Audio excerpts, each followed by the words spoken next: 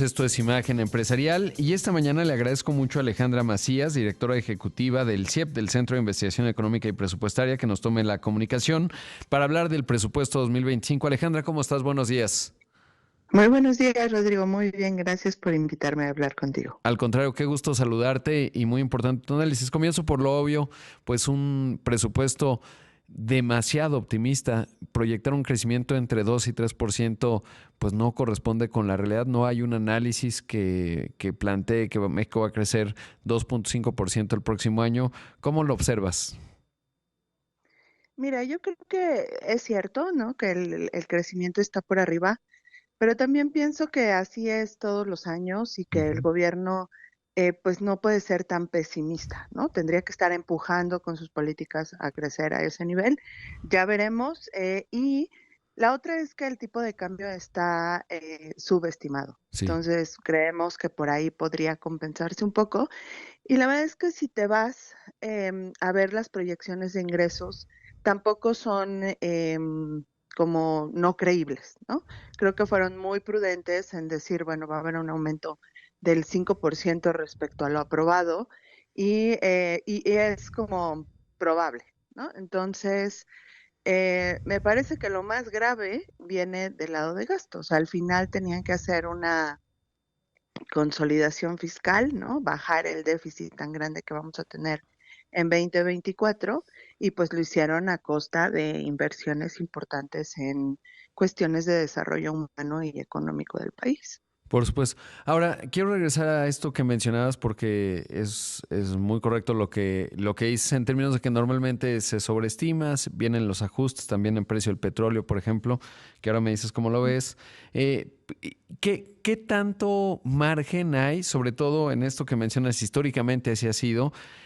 ¿Qué tanto margen hay para ajustar el presupuesto? Porque de repente, por ejemplo, si uno ve el análisis de Citibanamex del próximo año, pues se ve un crecimiento de 0.2%. O sea, si el crecimiento es 1% y están estimando entre 2 y 3%, y considerando que suele ocurrir así, pues sí. Pero si estamos en un crecimiento realmente cero o incluso negativo, ¿cómo ha ocurrido en otros momentos el ajuste del presupuesto? ¿Cómo entenderlo? ¿Cuál es el límite en donde eso tiene consecuencias? Pues en realidad tienes dos opciones, ¿no? Para ajustar el presupuesto. Uno es que contrates deuda, el otro es que recortes gastos. Y el problema con esas dos cosas es que tienes un efecto, primero con la deuda, pues un efecto intergeneracional y lo que implica que no manejes bien la deuda. Es cierto que no estamos en niveles muy preocupantes de deuda, pero si seguimos, ¿no? Con los niveles que hemos experimentado de este año en adelante, de hecho de años anteriores, esta cuestión de que no nos hemos endeudado, la verdad es que no es cierto, ¿no? Todos los años hemos tenido déficit y requerimientos financieros. Y el otro es, si sigues recortando gasto, lo vas a hacer en rubros como la infraestructura, salud, educación, seguridad, o sea, en otros aspectos que pues ponen en peligro también tu desarrollo económico. La inversión pública debe ser adecuada para también poder recibir inversión extranjera y eso es lo que no estamos haciendo, ¿no? Entonces, no podemos esperar que llegue el nearshoring solo porque existe una oportunidad, sino nosotros también tenemos que poner de nuestra parte. Entonces, en general eso sucede. Lo malo es que se aprueba un presupuesto y a lo largo del año se pueden hacer ajustes incluso sin que diputados aprueben, ¿no? Y eso sí debería de cambiar. Me parece que si hay ajustes del 5% o arriba del 5%, sí se van a Cámara de Diputados, pero bueno, ahora con la mayoría, pues podrían hacer cambios mucho más grandes. Claro, pero que al menos sea muy transparente. Ahora sí, en el fondo del presupuesto decías hay partes preocupantes, recortes significativos. ¿Cuál es tu evaluación? ¿Qué nos dice, digamos, de las prioridades que hay? Mira, las prioridades siguen siendo las mismas. El problema es que tenemos un presupuesto muy rígido, ¿no? Y tenemos el 80% del presupuesto ya está comprometido a ciertos rubros. Uno es pagar la deuda. que ha aumentado mucho por la tasa de interés, ¿no? Que sigue alta, Ujú. aunque ya se viene recortando. El otro son pensiones. Entonces, entre esos 2 rubros vamos a gastar 9.7% del PIB y, se proyecta que recaudemos por tributarios 14.6% del PIB, ¿no? Entonces, ahí ya nos estamos gastando 70% de los recursos y queda muy poco para todo lo demás, ¿no? Lo que te decía, infraestructura, salud, educación. Entonces, a mí me resulta, pues, complicado lograr objetivos como país si tú no pones, primero la salud de los mexicanos, ¿no? La educación, porque finalmente son variables que van a repercutir en la misma productividad de la población. Están programas prioritarios para esta nueva administración. Me parece que hay algunos proyectos interesantes de infraestructura. Sin embargo, todo el gasto de inversión cae, ¿no? Y esa variable, pues, es muy importante para el crecimiento del país. Entonces, eh, eh, creo que el presupuesto va a sufrir cambios, ¿no? Va a ser muy difícil que podamos cumplir con estos recortes tan grandes, 10% para salud, para un sistema universal que no hemos podido implementar en 6 años. Creo que no es prioridad ahora, ¿no? La prioridad es pensión para las mujeres, las becas para, básica y, como te decía, pensiones, costo de deuda y pues también todo el plan que se tiene para Pemex, aunque tiene un recorte, pues también va a requerir importantes transferencias que ya nos anunciaron en el presupuesto. Sí, es todo un asunto. Ahora, en términos, por ejemplo, algo que me llamó la atención positivamente fue que a la CFE se le incrementa, porque ahora que mencionabas el nearshoring, pues no va a venir solito, y cuando llegue necesita electricidad, o sea, sin electricidad no va a haber inversión seguro, y luego, bueno, pues lo que mencionabas, carreteras, puertos, etcétera, que es en la infraestructura, pero a la CFE le aumentaron 10%, eso lo vería positivo, y la Secretaría de Infraestructura 64% de aumentos. ¿Cómo ves la parte que subió? Eh, Obviamente ya mencionabas las pensiones, etcétera, o sea, bueno, el gasto social, pero ¿cómo ves estos otros componentes? Mira, yo creo que son necesarios. El problema es que no tenemos el presupuesto suficiente, los ingresos suficientes, y ahí es donde entra la reiterada evidencia de la necesidad de hacer cambios fiscales Ujú. importantes para aumentar nuestro espacio fiscal, ¿no? O sea, es por ingresos también revisar gastos, pero revisar esos gastos que nos están consumiendo el 80% del presupuesto. Y esos proyectos de infraestructura me parece que son buenos, que está bien, pero pues es a costa de otras inversiones tan importantes como la primera infancia. De verdad, el olvido a esta población en los últimos años es hasta dolorosa, te diría Rodrigo, porque Totalmente. es el futuro, o sea, al final si no invertimos en esa generación, más adelante nos van a estar pasando la factura, ¿no? Más feo de lo que ya no las pasan ahora, De lo que está en ocurriendo. muchas cuestiones. Sí. Ujú. Alejandra, debo hacer un corte, pero te pediría la bondad de tu tiempo para hablar un poco más del paquete económico del presupuesto 2025 y regresamos en un momento. Entonces, esto es Imagen Empresarial. Esta mañana está con nosotros Alejandra Macías, directora ejecutiva del CIEP, el Centro de Investigación Económica y Presupuestaria. Alejandra, ¿qué otros aspectos destacarías del presupuesto 2025, particularmente en lo que se refiere a esto que mencionabas, la eficiencia? Sobre todo me refiero a que, bueno, hay reducciones importantes en el sector salud, hay algunos otros aumentos, pero ¿qué decir de la eficiencia? ¿Cómo evaluarla? Porque como bien menciona, se aprueba una cosa y al final resulta totalmente otra, y es evidente que con pues la proyección optimista de crecimiento que se ha planteado, pues esos ajustes en la realidad van a ir ocurriendo, pero no necesariamente pasan por el Congreso. Sí, mira, lo que vemos año con año, porque la Secretaría de Hacienda hace reportes Ujú. mensuales y trimestrales, es justamente, hay rubros donde sí se sigue muy bien el calendario, digamos, de gasto. Hay otros donde los ajustes son más fuertes. Uno de ellos es salud. Los que sí funcionan bien, pues son las transferencias directas. Y otros que se van cambiando, pues son estos gastos dentro que son más flexibles, ¿no? Obviamente todos los que tenemos comprometidos, pues tienen que hacerse de acuerdo a calendario.